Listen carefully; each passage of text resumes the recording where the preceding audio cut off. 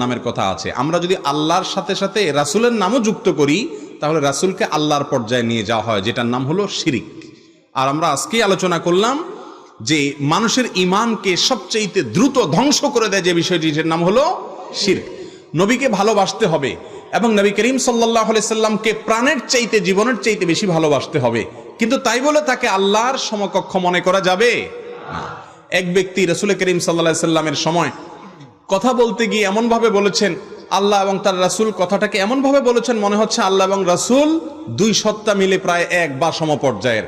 তখন নবীজি বলেছেন, বিসাল খাতিব আনত, তুমি অত্যন্ত নিকৃষ্ট আলোচক, লেকচারার, ওয়াইজ, কারণ তুমি রাসূলকে আল্লাহর পর্যায়ে নিয়ে গেছো। আমাদের অনেক ভাইরা বলে আল্লাহ রাসূলের নামে, আল্লাহর নামে হয়, রাসূলের নামে হয় না। এভাবে বলতে পারেন আল্লাহর নামে, রাসূলের পদ্ধতিতে, রাসূলের বাতানো